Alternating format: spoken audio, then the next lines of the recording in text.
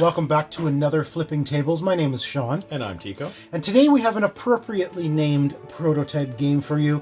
It's another Flipping Fetch Quest. This is by, Rockwall Games.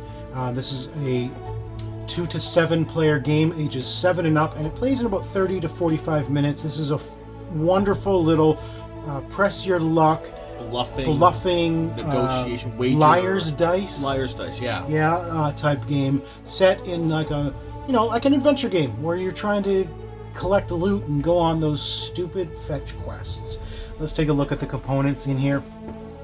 We have, of course, quests, because what's a quest going to be without actual quests?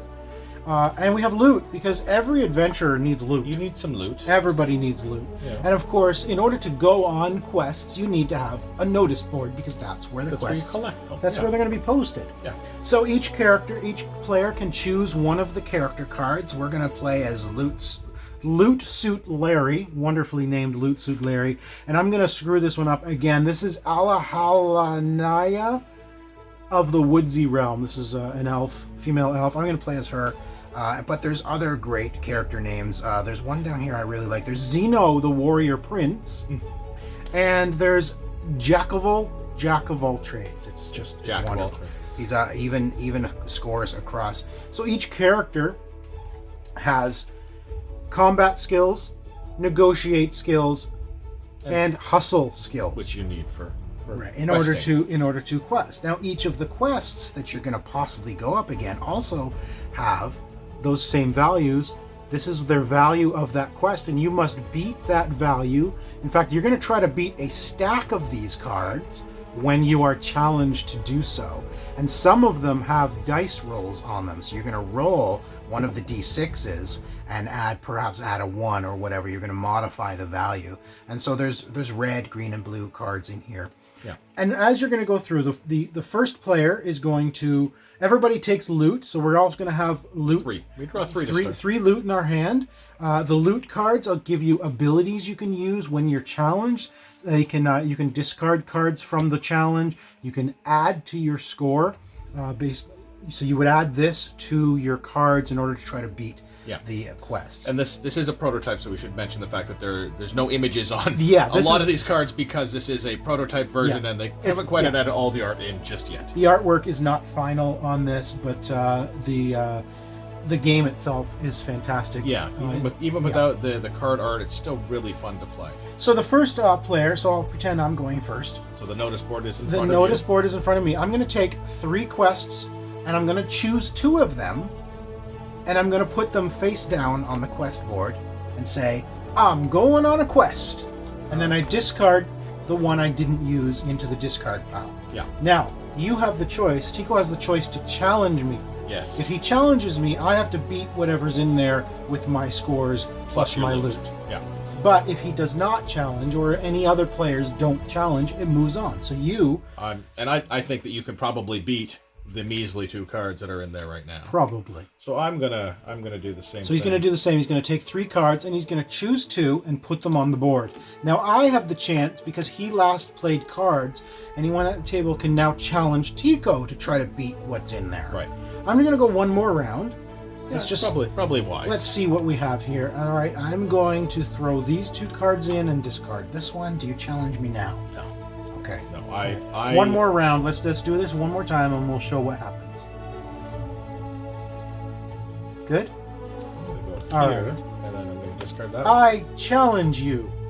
So now, Tico has to take these cards, flip them over, and add up what is in there. All right, so we got 4 blue, a 2 blue, a 3 blue, a 2 blue, Lots of blue. a red, another red, another red, and another red. All right, so he has to beat 9 red, which he can't do with his base. He has 10 green to begin, or blue to begin with, and he has 11 blue. So he has to try to get 1 extra through his loot cards, and another extra, I guess. How many extra here? 9. 2 extra red. Can you do that with your loot cards? You know what? I actually can add 3 to any color. Okay, so you can beat the red. Can you beat the green, the blue? Add 2 to any color. So you beat it. So now he gets to take a check mark and add it to his player score. Right. And you win when you receive 3 3 check marks, or you're out of the game when you receive 3 X's. 3 if you failures. can't beat it, you gain an X. The last player still in the game basically wins. It's either the first player to get 3 check marks wins, or the last one to survive. Everyone else has gotten 3, Right. and you're still a win. You're still there. You win. So Yeah, 2 different ways to win. Yeah, and then you just move the notice board over to the next player as the active player, and they would start. You draw up 1 card. You drop another loot card. You can only have 3 loot cards in your hand, so you're going to get rid of 1, and it continues. The active player chooses 3 quest cards, puts 2 on the board, discards another, and it keeps going until someone's challenged. Only after someone is challenged does the notice board move to the next player. Yeah. And that's when you draw another loot card. So only at the beginning of someone's turn do you draw a loot card once the notice board is moved. As long as the notice board is in front of one person, you're going to continue stacking quests on it until the last person to play quest cards is challenged. Yeah, and they have to then beat everything On the board. or take a failure. Yeah. So there's some push your luck to it. Oh, yeah. Do you put more cards in or challenge your opponent? Or take the risk of being challenged Take the risk of- by not challenging. Right. Yeah. And you got to pay attention to what your stats are to start off with. Your stats are very important. In fact, your opponent's stats are very important because you're putting cards in to not only think what can I beat, but what can't they beat, in order to, okay, I'm going to play these and then hope he doesn't challenge me so that I can challenge him next time. It really is that push your luck. balance. Yeah. And I want to talk about the cards. I know there's not a lot of art and stuff like that, but like the humor in these, like Yeah, it's great. the Bunny Slayer, obviously the Holy Handwriting of Antioch from Monty Python. Yep. But even the fetchers trade 3 wood for 2 sheep. That's obviously references to some of the fun board games out there. It's a lot of it's great reference for any kind of quest where, like, everyone knows every MMORPG has these stupid fetch quests, deliver this letter to my friend down the street. Or next door. Or why can't you do that? But okay, whatever, pick up the glowy thing with the gold arrow above it and bring it back to the random NPC. There's some really great humor, and move the lumber pile again. So all of these are really great. Help save the goblin from villains. I mean, that's valid. That's valid. Yeah, that one's good. Get rid of the pests in the garden. I mean, Of course. Peasley little quests. A holy bucket, loot of Sir Morello, letter from the king. I know you are, but what am I? Yeah, so this is the loot you can get that you're going to add to your stats.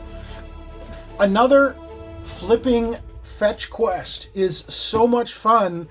It's coming to Kickstarter in November, and you should really check it out because you need this in your life. I really enjoyed this. I want to play it. You ready to play again? Yeah, it's really fun. Thanks for joining us. Thanks for fucking watching. Hit the fucking subscribe button.